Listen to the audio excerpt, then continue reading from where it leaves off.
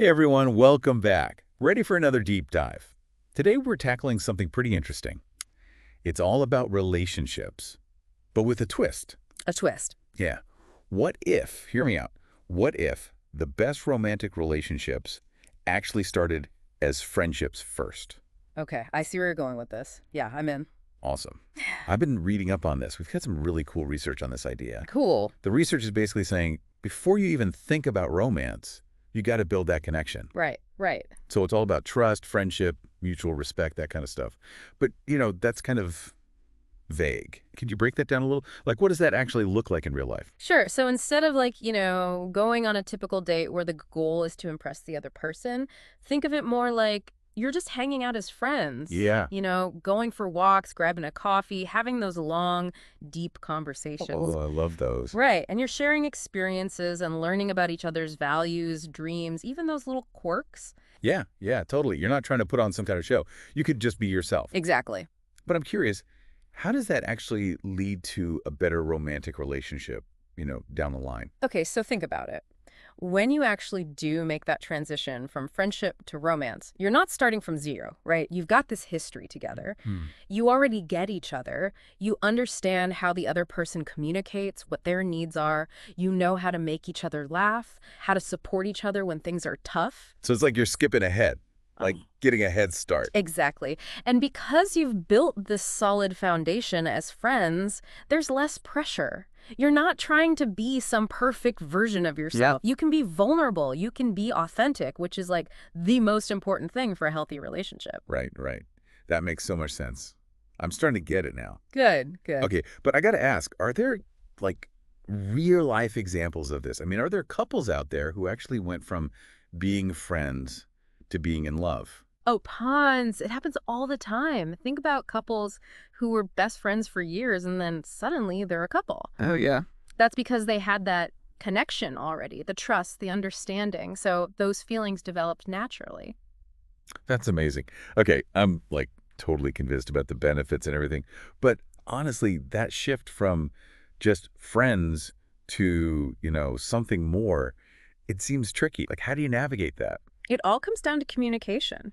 Yeah, but I mean, what do you say? You got to be honest. You got to be clear about your feelings.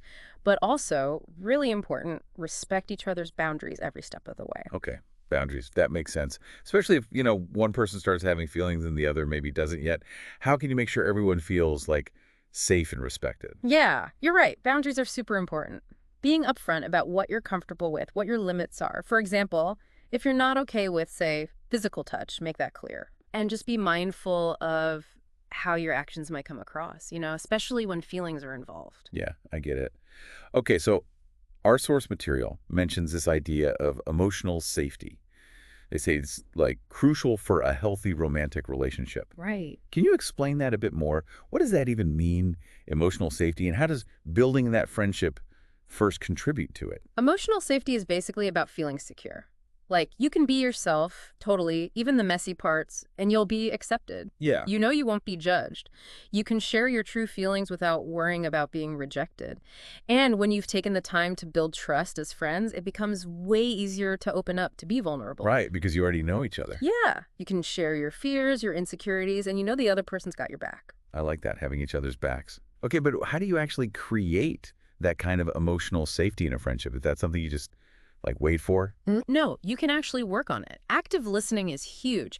When your friend's telling you something important, put your phone down, look them in the eye, really listen. I'm guilty of not doing that sometimes. We all are, but really try. Validate their feelings even if you don't completely understand them. And be supportive consistently, even in little ways. All those things build that sense of security and make the connection stronger. Okay, this has been so helpful. So, how do you know when a friendship is, ready to become something more? What are the signs? Well, one thing to look for is an increase in emotional intimacy. You're sharing things with this person that you wouldn't share with just anyone. Yeah, like deeper stuff. Exactly.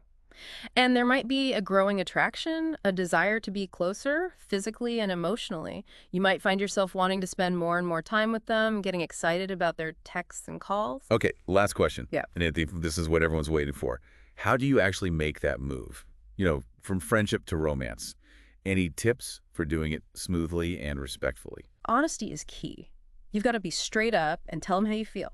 But, and this is important, be ready for any outcome. Yeah. They might not feel the same way, and that's totally okay. Right. Respect their answer, even if it's not what you were hoping for.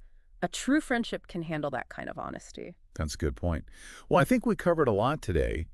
It seems like building a strong friendship could be the secret to a really amazing romantic relationship. It all boils down to trust, communication, vulnerability, and, of course, respect. Absolutely, you nailed it. Awesome. Thanks for joining us on this deep dive. My pleasure. It was fun. And for everyone listening, as you think about your own relationships, I want to leave you with something to consider. How can you apply these principles? Trust, open communication, respect, to all your relationships, not just romantic ones.